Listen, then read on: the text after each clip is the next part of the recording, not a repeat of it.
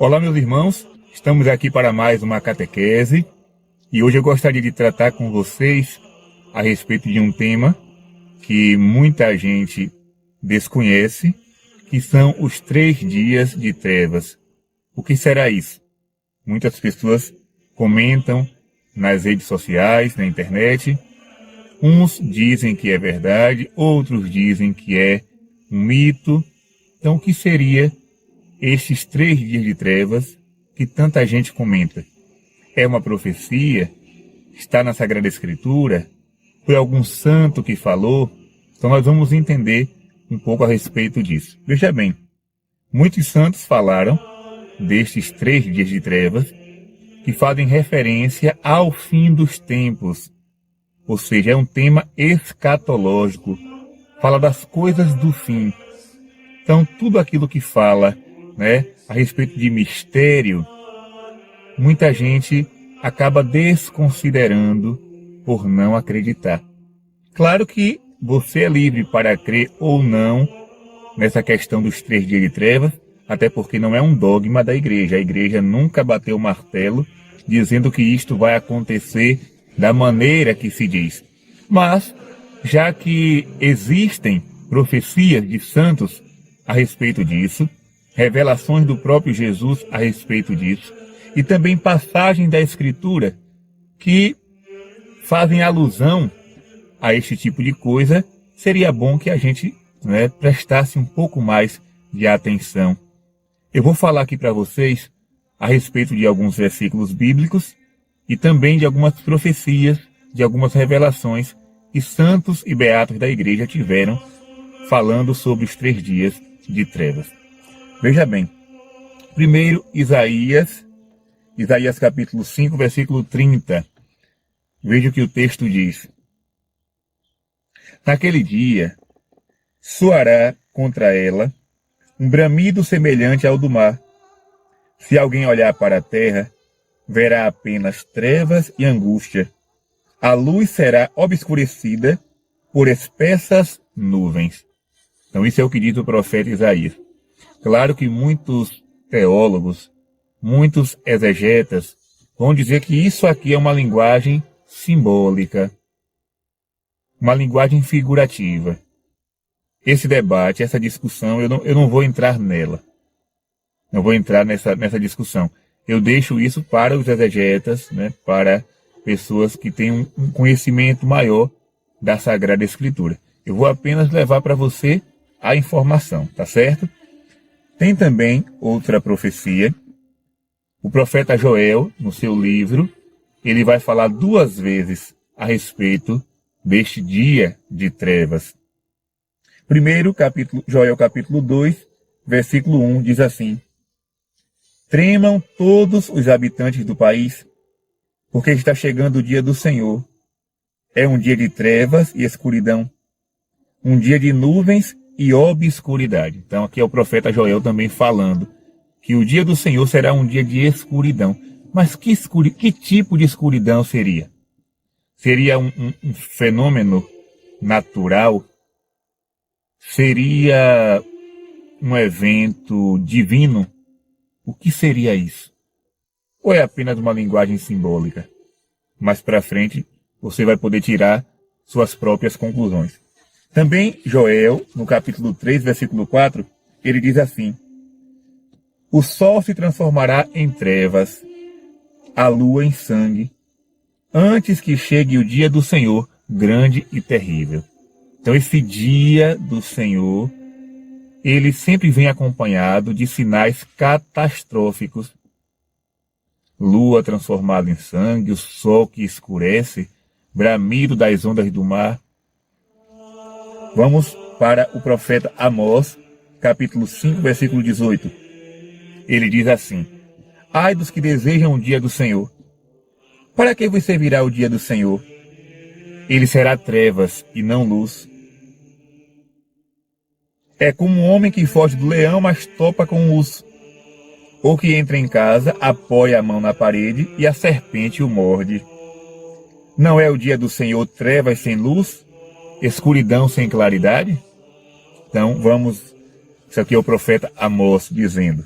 Vamos continuar. Agora o próprio Jesus, no Evangelho, eu vou ler o Evangelho de São Mateus, mas você vai encontrar a mesma linguagem também em Marcos e em Lucas.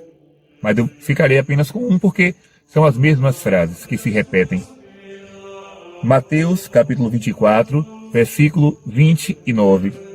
Jesus diz assim: logo em seguida, depois da aflição daqueles dias, o sol escurecerá. Olha aí mais uma vez a imagem do sol que se escurece. E a lua não dará sua claridade. As estrelas cairão do firmamento e os poderes do céu serão abalados.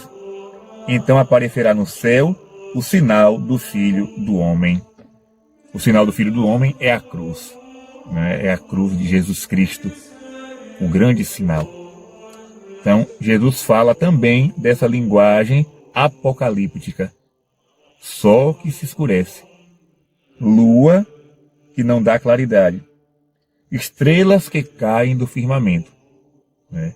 Uma vez um exorcista, exorcista francês, esteve aqui na Bahia fazendo uma conferência e eu participei deste encontro. Não me recordo se foi um congresso, não me recordo muito bem o termo correto. Mas ele fez uma explicação, né, de que essa escuridão do sol, veja bem, é uma interpretação dele, que essa escuridão do sol, o sol simboliza o cristianismo. Esse sol que fica escuro é o cristianismo que vai se apagando. É o cristianismo que vai perdendo força. É o cristianismo que vai perdendo aquele brilho que outrora ele tinha na sociedade, né? Então nós sabemos que pouquíssimos países do mundo mantêm a religião católica como religião oficial. O Brasil já não considera mais a religião católica como religião oficial. Respeita por causa de uma história, por causa de uma cultura. Há um respeito muito grande aos feriados católicos, a padroeira do Brasil, né, que é feriado, mas a religião oficial, né, do país não é mais a religião católica. Então esse padre exorcista, o padre Paul Marty, ele dizia que esse sol que se escurece é o cristianismo que vai perdendo força. Repito, é uma interpretação que ele trouxe para nós. Porém, há aqueles que sustentam que isso será um evento, né, de que acontecerá literalmente. De fato, o sol vai se escurecer. Então, o que será? A igreja, repito, nunca bateu um martelo a respeito disso. Mas daqui a pouquinho nós vamos entrar também nas profecias dos santos. Também o Apocalipse, capítulo 6, versículo 12. Veja bem o que o texto vai dizer. Quando abriu o sexto selo, vi acontecer um grande terremoto. O sol ficou escuro como roupa de luto, e a lua toda parecia sangue. As estrelas do céu caíram sobre a terra, como a figueira que deixa cair seus figos verdes, ao ser agitada por vento forte. Então aqui também, né, o Apocalipse traz para nós essa linguagem que é um pouco assustadora. Vamos entrar agora, né, saindo um pouco da Sagrada Escritura, vamos entrar agora naquilo que os santos falaram. Por exemplo, Santa Faustina. Santa Faustina, ela recebeu revelações de Jesus e ela escrevia tudo em um diário. Muita gente que está assistindo agora este vídeo, essa catequese, possui o diário de Santa Faustina. E veja o que Jesus disse a ela. Antes de vir o dia da justiça, será dado aos homens este sinal no céu. Apagar-se-á toda a luz no céu, e haverá uma grande escuridão sobre a terra. Então aparecerá o sinal da cruz no céu. Isto acontecerá pouco antes do último dia. Então é o próprio Jesus dizendo a Santa Faustina que isso vai acontecer. Será dado aos homens um sinal. Apagar-se-á toda a luz do céu, ou seja, sol, lua e estrelas. Não se verá brilho de nada. E haverá uma grande escuridão sobre a terra. Logo em seguida aparecerá no céu o sinal da cruz. A mesma coisa que ele diz em Mateus 24. Né? O sol escurecerá e logo em seguida o sinal do Filho do Homem. Vamos ver o que diz também Jesus, a Santa Míriam de Jesus crucificado. Santa Míriam, ela é chamada de a Pequena Árabe, uma grande santa. Você que não a conhece, pesquise. Existe um livro muito bom sobre a vida dela chamado O Pequeno Nada. É um livro fantástico. Ali você vai conhecer toda a história desta grande santa carmelita, que tinha diversos dons místicos e que traz para nós uma grande, uma grande lição de santidade e principalmente de humildade. Jesus disse a ela: durante os 3 dias de trevas, e aqui já aparece a quantidade dos dias, 3, durante os 3 dias de trevas, as pessoas entregues aos seus caprichos depravados, aos seus caminhos depravados, morrerão, de tal modo que só sobreviverá a 4ª parte da humanidade. Então, para Santa Faustina, Jesus não fala a quantidade dos dias, fala de uma escuridão. Para Santa Míriam, Jesus já fala claramente 3 dias. Quando se fala de 3 dias, minha gente, eu me recordo da questão da própria sepultura de Jesus. 3 dias depois, Jesus permanece 3 dias no túmulo, ou seja, na escuridão, nas sombras, e no 3º dia ele ressuscita. Será que o mundo também vai passar por isso? 3 dias de sepultura, de escuridão, para depois chegar o grande dia do Senhor, a segunda vinda de Jesus, a parousia? Isso aqui é uma pergunta que eu estou fazendo, não estou afirmando nada. Depois, a beata Ana Maria Taigi, ela diz assim: virá sobre toda a terra uma escuridão intensa, com duração de 3 dias e 3 noites. Então a beata Ana Maria Taigi vai falar também destes 3 dias de trevas. E outros santos também, O Padre Pio, Santo Padre Pio, falou a respeito disso. Nós temos também aquela mística Maria Valtorta, que também fala desse assunto, e tantos outros beatos, veneráveis, que vão tocar nesse tema dos 3 dias de trevas. Também algumas aparições de Nossa Senhora, que vão trazer mensagens, a respeito desse tema. Mas o que é que eu quero concluir aqui com vocês? Primeira coisa, não se preocupe com isso, nem se atemorize. Mas, padre, como é que eu não vou me atemorizar, sabendo que vai acontecer 3 dias de trevas? Veja bem, primeiro que nós não sabemos quando isso vai acontecer. Nós não temos uma data definida. Jesus disse: ninguém sabe o dia nem a hora. Então, desde já eu quero lhe dizer uma coisa: fuja, se afaste, corra de todos aqueles que vai até você levando profecias com datas. No mês de maio vai acontecer tal coisa. No final do ano que vem vai acontecer tal coisa. Não acredite nessas pessoas. Não acredite. Nós temos que fazer aqui agora uma escolha. Ou eu acredito em Jesus, que diz que ninguém sabe o dia, ou eu acredito nesses profetas. Porque Jesus não mente. Se alguém chega para mim dizendo que tal dia vai acontecer, a volta de Jesus, os 3 dias de trevas, eu estou negando o próprio Cristo, que disse que ninguém sabe o dia. Ele não revelou a ninguém e nem irá revelar. Ah, padre, mas uma pessoa afirmou que Jesus veio do céu revelar para ele ou para ela. Bonito, né? Esse cara ou essa moça, essa senhora, deve ser o mais santo ou a mais santa das santas. Porque nem Nossa Senhora fala de datas. Então essa pessoa recebeu uma revelação de Jesus dizendo que tal dia, tal mês e tal ano ele vai voltar.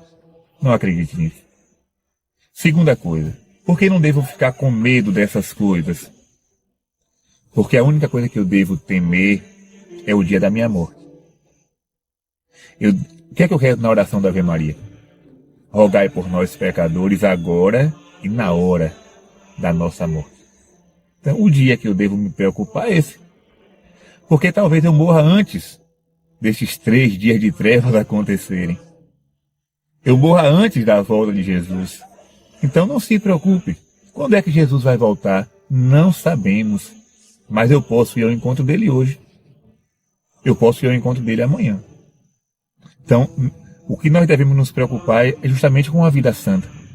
Seja católico, seja um bom cristão, faça caridade, tenha uma vida de oração, se esforce para ter uma vida reta. O mais, a gente deixa nas mãos de Deus, nas mãos de Deus. Não há necessidade de se preocupar. Ah, não, porque me disseram que o Apocalipse vai ser tal dia. E aí você se preocupa com esse dia não chega, você perde sua fé e não acredita mais em nada. Então, a nossa grande preocupação deve ser a hora da nossa morte. Pedir a Nossa Senhora que nos dê a graça de uma boa morte, para que Jesus nos encontre, como diz a música do Padre Jonas Abib, puros e santos, para que possamos ir para o céu. Se os 3 dias de trevas vão acontecer, se acontecer, não tem para onde correr, né? Vai acontecer. O dia que Jesus vai voltar, ele vai voltar. Quando, Padre? Não sei. Não sei. O que importa é que eu e você estejamos preparados durante toda a nossa vida. Nossa vida deve ser uma intimidade constante com Deus. Certo, minha gente? Então, não se atemorize, não fique buscando datas, não fique atrás de cálculos, porque Deus não revelou o seu mistério para ninguém. Ele apenas avisa através dos santos, através dos místicos, através da sua palavra, que algo pode acontecer, ou que algo vai acontecer. Cabe a mim e a você sermos bons cristãos. Isso é a única coisa que importa para nós. Que Deus te abençoe, que a Virgem Maria esteja sempre ao teu lado. Reza por mim, eu estarei sempre rezando por você. Até a próxima catequese, se Deus quiser.